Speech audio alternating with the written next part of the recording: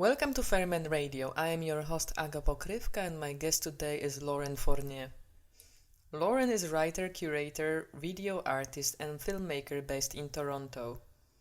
Her work brings together artistic practice, exhibition making, critical and creative writing, fermentation, food, socially responsive programming and collaborations. She is the director of Fermenting Feminism, an ongoing site-responsive, multi-locational curatorial experiment that uses fermentation as a metaphor and material to engage historical and present-day feminisms. Fermenting Feminism will be the main topic of today's conversation, particularly Lauren's article, Fermenting Feminism as Methodology and Metaphor, Approaching Transnational Feminist Practices Through Microbial Transformation.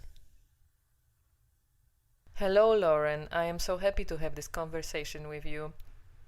Can you say a couple of words about yourself?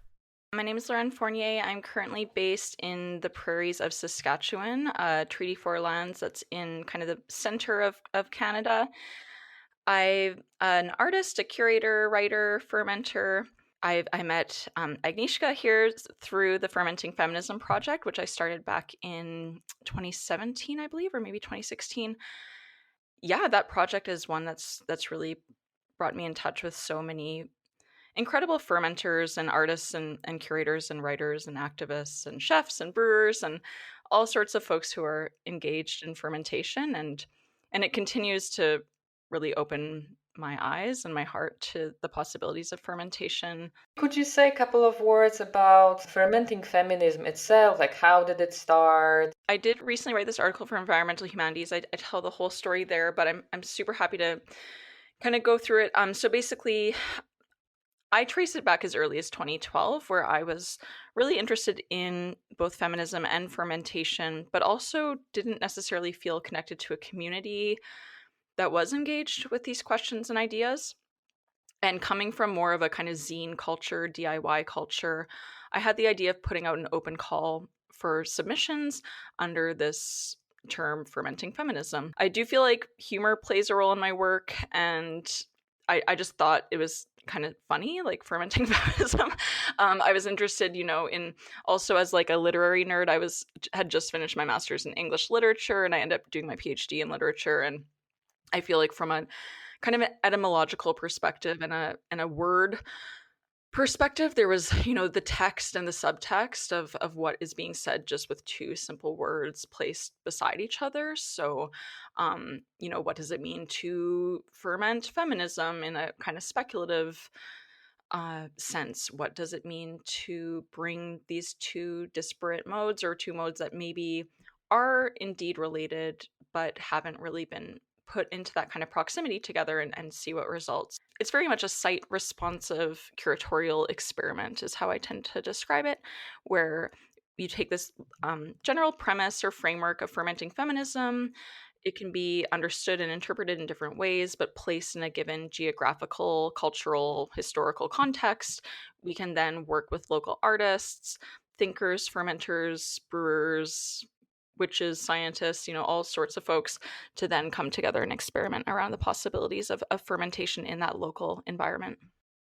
You've mentioned before this article, Fermenting Feminism as Methodology and Metaphor, you've written, and I've read it, and I have to say that I found it very inspiring how you shown different angles of what happens when we put together these two words, fermenting and feminism, through representing 10 different angles to that. So yeah, that was articulating the framework a little bit more from that academic perspective, but I really like that it read as a manifesto too, because that is what I see it as. Everything from fermentation as accessibility, or fermentation as, biodiversity and a kind of interspecies symbiosis.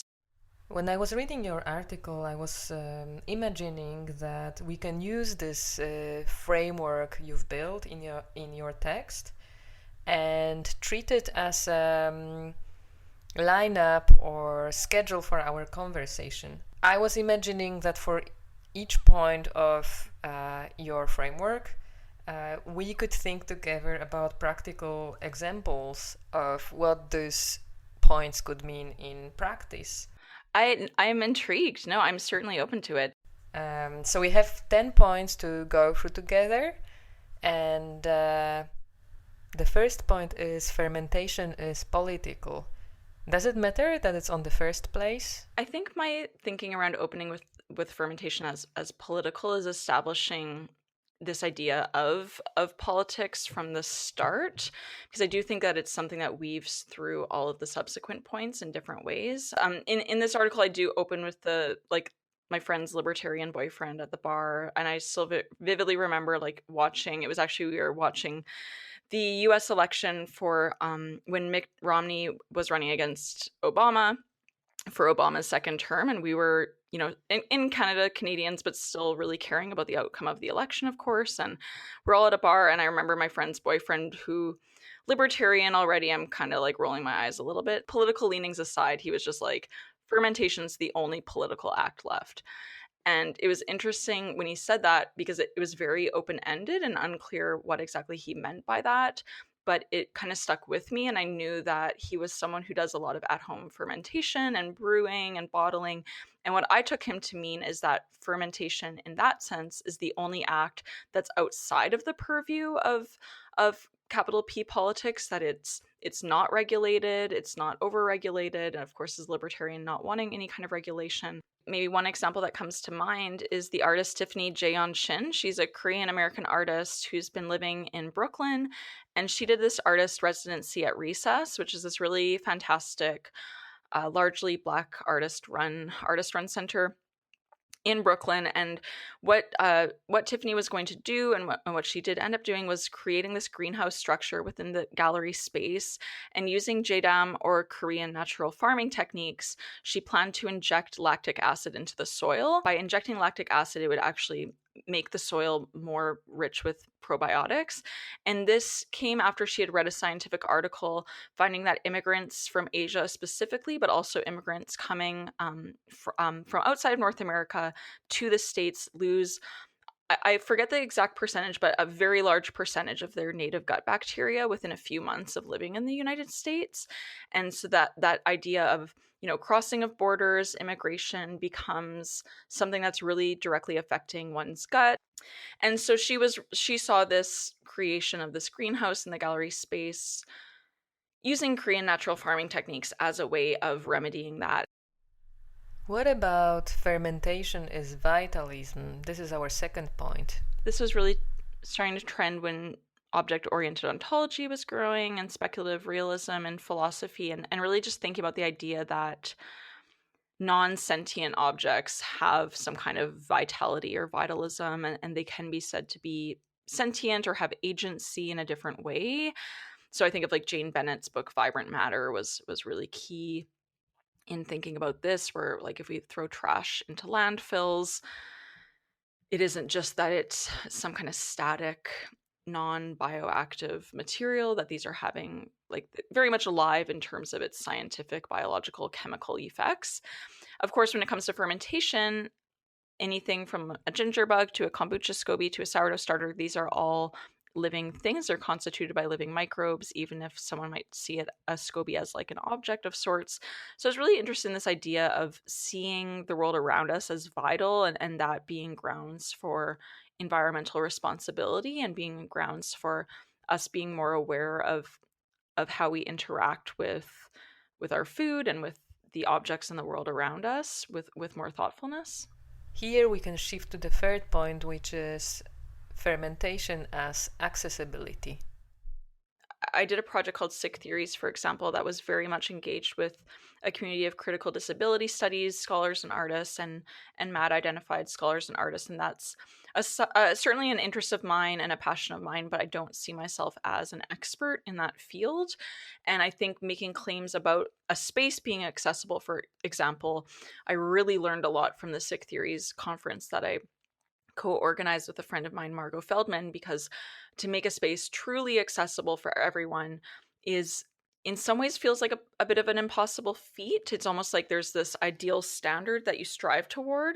I came to fermentation as accessibility metaphorically from the material reality that fermentation does literally make nutrients, vitamins, the digestive process more accessible to the body through that pre-digestion.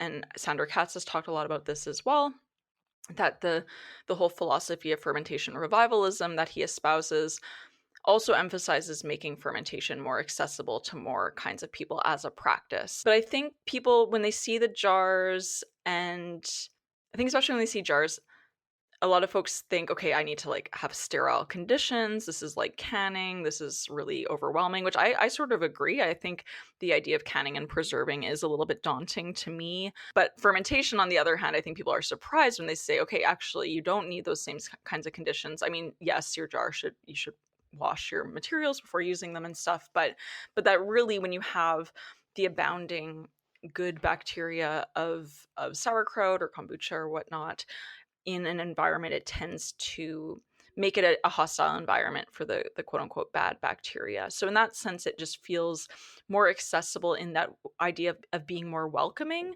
and not being as daunting, not requiring too skilled of a skill set. And of course, I'm not a doctor, and I'm the claims I'm making are just based on my own experiential evidence and people I've talked to.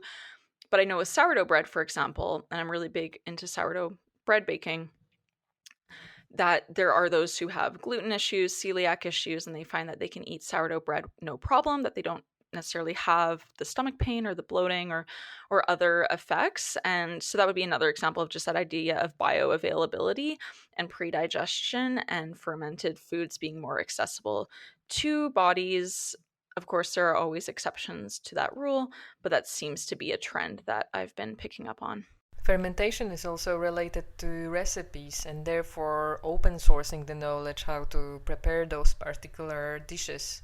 The idea of the recipe as an open source model, though, I really love that. I'm such a fan just of like reading recipe books, and I think you're right that the recipe is a form of knowledge and information that can be widely shared and disseminated, especially in the age of social media. It seems like there's a lot of really interesting possibilities there. There's some great cookbooks that came out, like Brian Ford's New World Sourdough.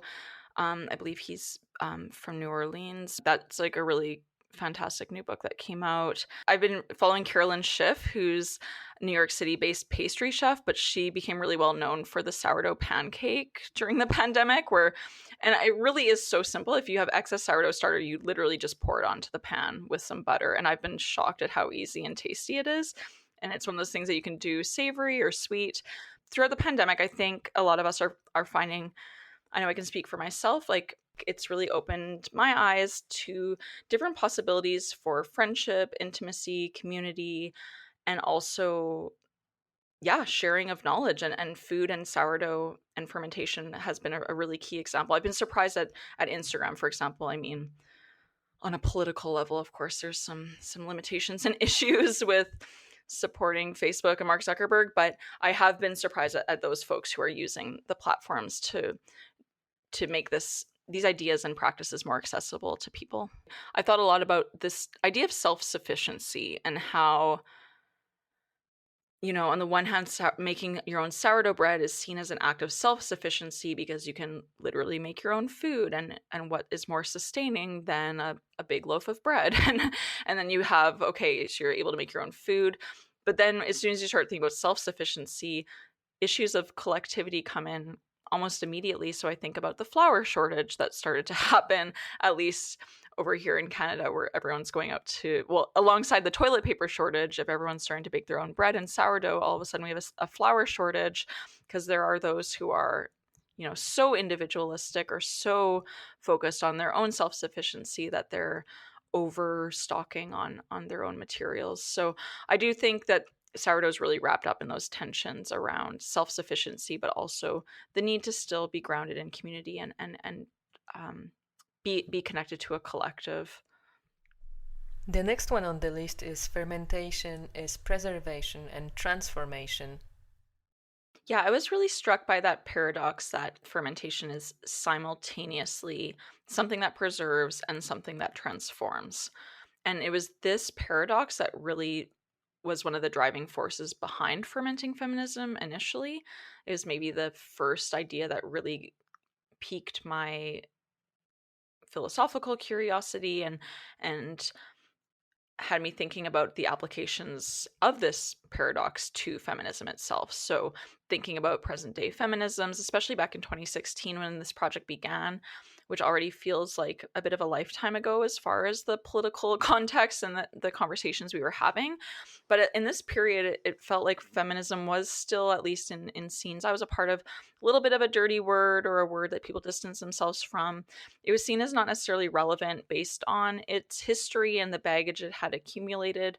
And I was really curious about, I do think there's a lot of like subconscious misogyny that runs across different cultures, and that is pretty pernicious, and maybe is part of the reason why it's been hard to reclaim terms like feminism more than other terms.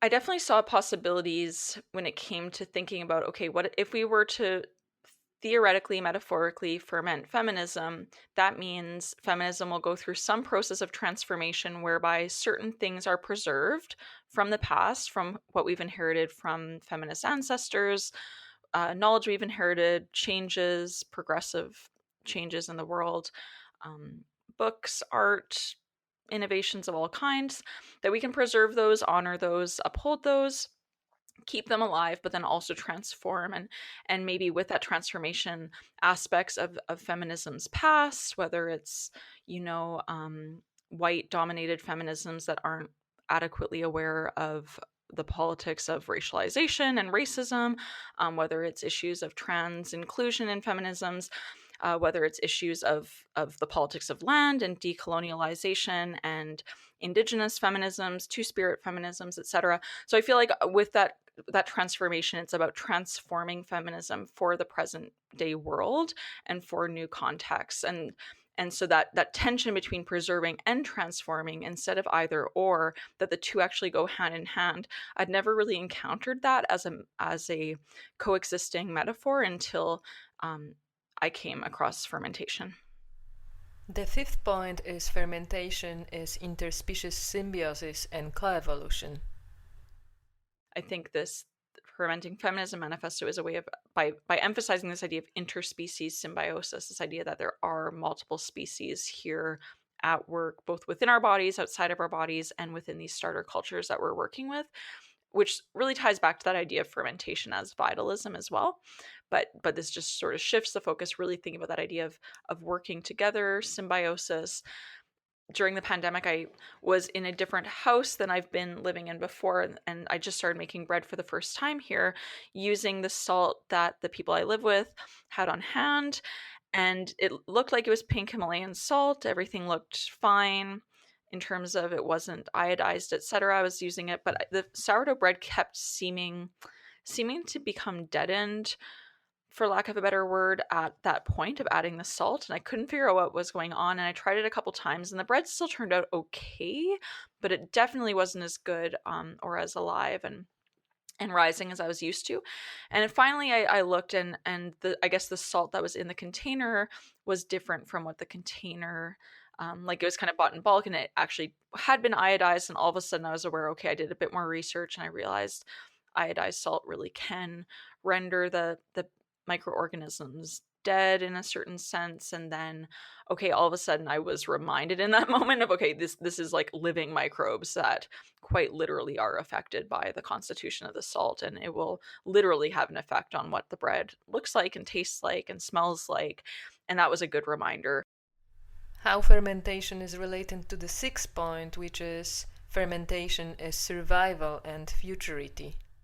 Food sovereignty, food justice, and the role that fermentation can play in food sovereignty, food justice, and food accessibility across communities is very much tied to the possibility of human survival, but also the possibility of our thriving and flourishing from a health level. It's a generalization I made before, but I think it must be true that every culture in the world has some form of fermentation practice, likely tied to preservation. You work mostly with topics related to fermentation. How much this angle, this take is personal? Is fermentation also a personal practice for you? Is it somehow related to fermentation as a care of the self and care of others? My interest in fermentation began from a very personal place, almost, anti-professional, where I was just literally in Vancouver, had finished my master's, was struggling to find work in art or academia, ended up working a job as a frontline social worker in mental health and harm reduction, and really loved that work and would arguably have continued doing it maybe even forever, but I was finding it just on a kind of personal level, mental health level, just not sustainable for the way I was doing it anyway. I should note too that I wasn't trained in those modes and kind of fell into a very intense, incredible but intense frontline job doing that work. So during that time, I took my first kombucha workshop with a woman named Andrea Potter, who still does fermentation workshops around Vancouver. And she was really great, gave me my first SCOBY, taught kombucha brewing in a way that felt really accessible and exciting. I started brewing kombucha just in my apartment. And from that, it just felt very simple, certainly very personal. I was just brewing it for myself and would drink it, share with friends who came over. But I felt like it was just a very grounding ritual to have, and something that I hadn't really intellectualized in any way or thought about in a political sense or an intellectual sense or whatnot. It was just something that I did. It wasn't until later that this shift toward bridging it with my interests and work in the arts and publications and academia that it started to come to the fore a bit more.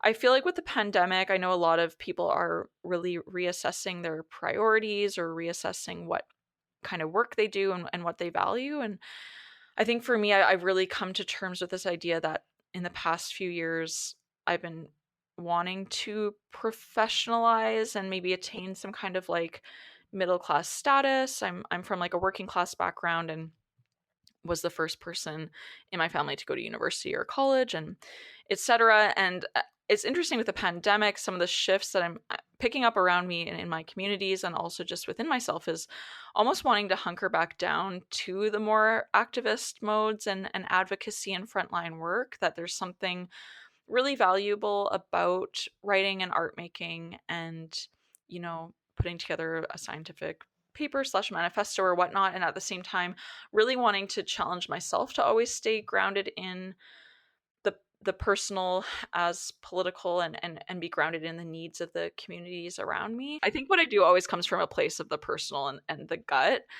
That said, to keep it accountable to that, I think we always, in whatever field we're in, need to kind of check in with ourselves and ask, why are we doing what we're doing? And to make sure we're still, doing it from a place that feels affirming for our values. Since we are shifting here to the topics related to activism, we can also shift to another point, which is fermentation as harm reduction.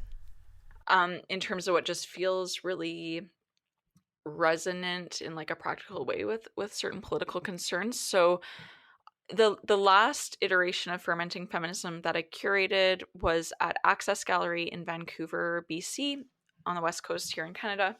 But there was something about this Vancouver exhibition that really felt like it integrated the different parts of my life and interests in a way that I felt really thrilled by. So it was the gallery spaces in the same neighborhood that I worked in when I was doing social work, Vancouver's downtown east side neighborhood, which is, somewhat sensationalized and notorious as really riddled with issues of homelessness and drug use, and was on the media for a couple of years ago for having Canada's first safe injection site for in IV drug users, etc. We were really aware from the first steps that in order to do a project of fermenting feminism in this environment, we have to be very, very aware of what we're doing and why, and that we don't want to be part of art as a gentrifying force, which is always a risk.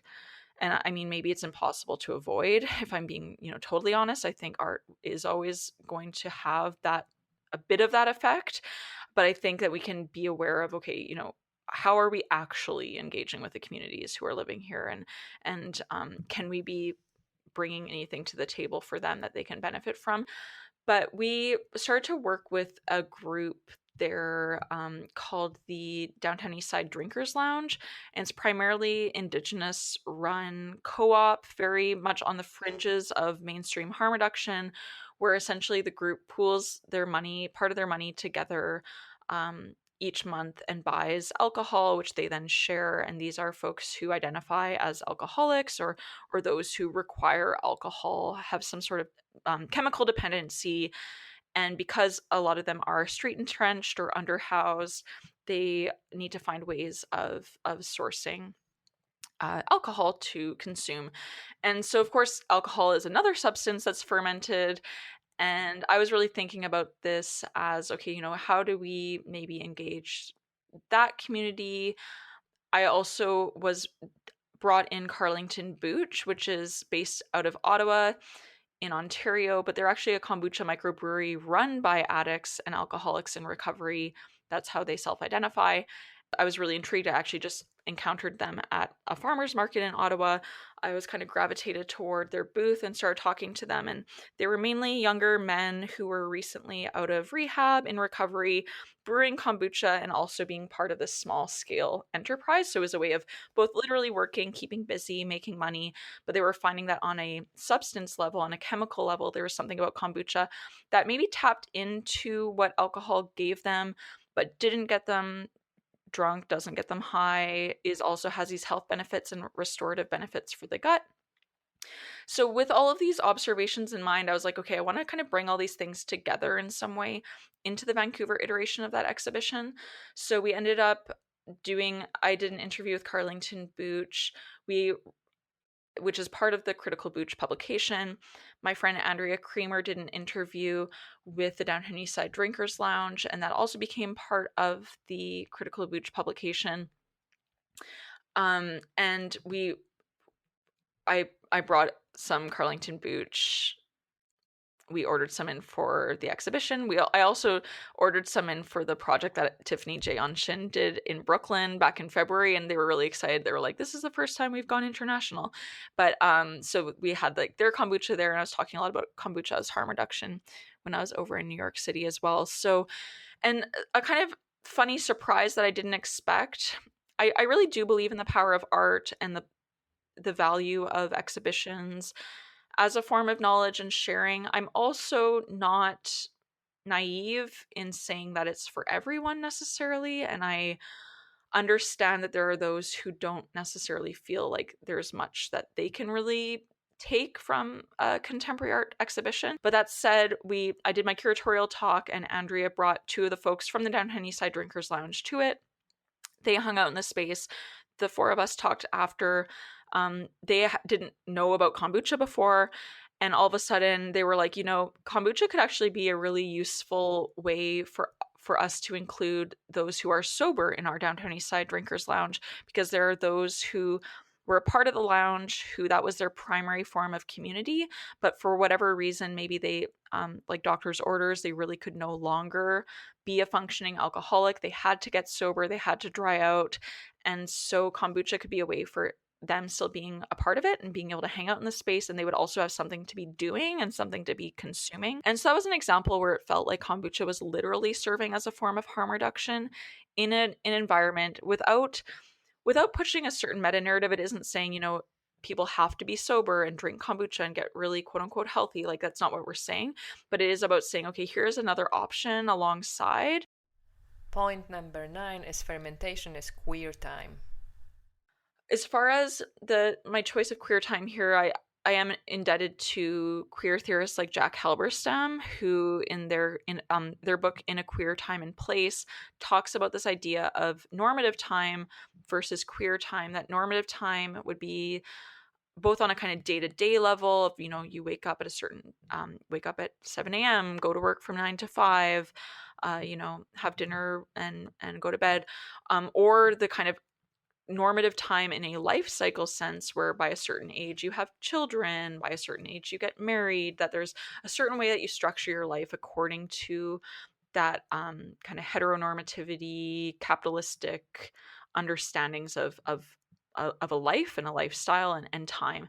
And so for Jack Halberstam, as a queer theorist, they were really thinking about, okay, what does it mean to actually queer those normative notions of time, have alternative ways of living, whether it's from, a whole life cycle sense, or whether it's from a time sense.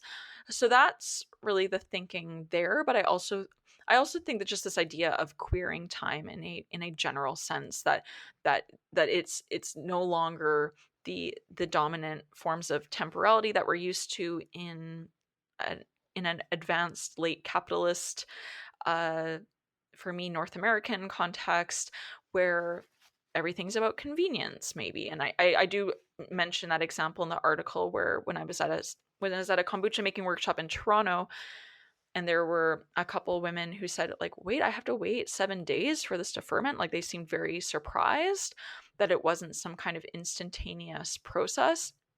And it was a really interesting moment for me, and a good reminder for me that maybe, well, that comes down to education, and people um, becoming educated in the timelines of fermentation and how it works and what is actually happening with it as a cycle that literally requires time, but also this idea that when it is queering that dominant understanding of instantaneity, and like, being able to have something ready, maybe within a couple hours at most, and thinking about something as requiring a week, for example, is somewhat out of the purview of how we view food production, in a mainstream way.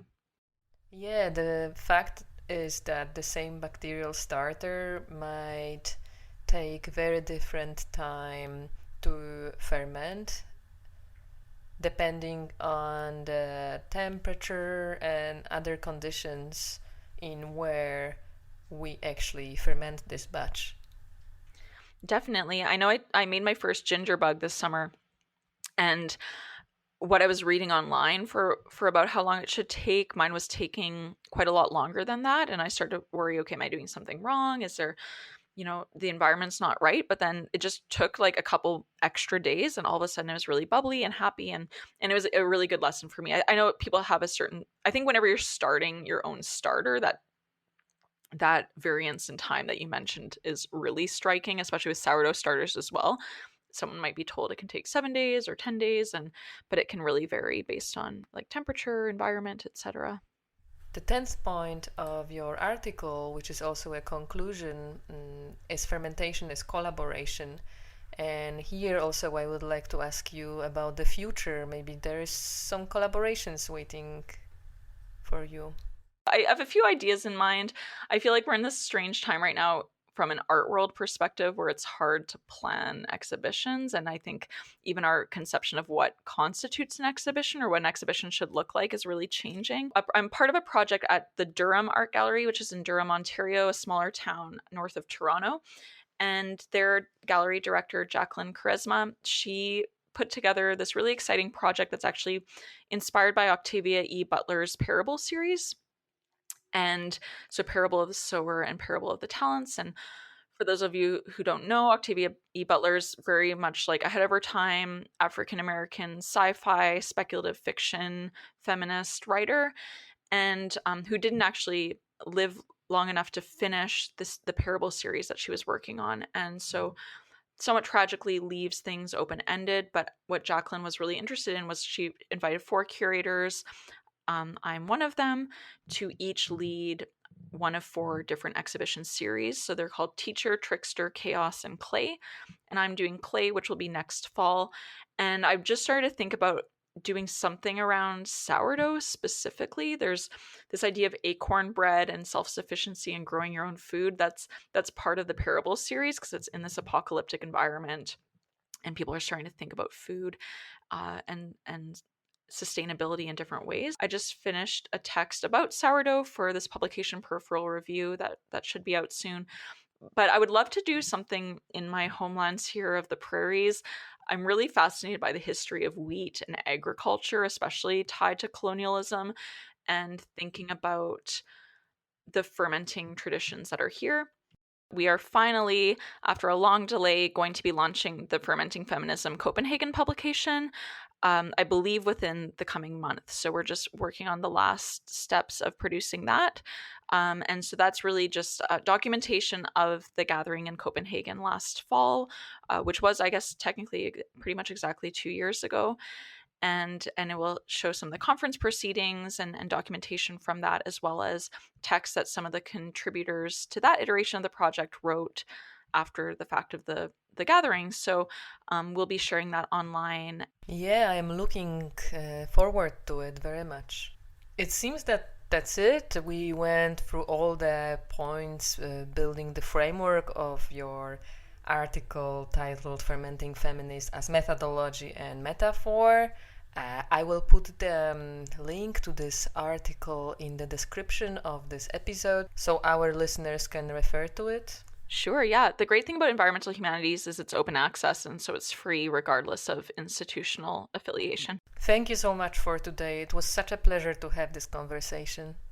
Yeah, thank you so much, Agnieszka. Really, really great to chat with you. And yeah, if anyone wants to reach out to me too, I guess I can give my contact info. I can be reached at lgfournier@gmail.com. My website's laurenfournier.net.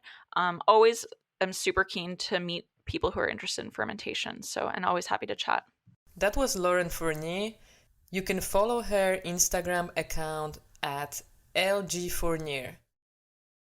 This episode starts a new series on Ferment Radio that focuses entirely on feminist issues. It is our sisterhood act of solidarity with the ongoing protests in Poland against a law that prohibits abortion. If you would like to know more about the show, listen to this episode again, or find previous episodes, please go to fermentradio.com. You can subscribe on Spotify, Apple Podcasts, and more. Ferment Radio is brought to you by Culture of Cultures and is produced by Super Eclectic. Thank you for listening and stay tuned for the next episode of Ferment Radio.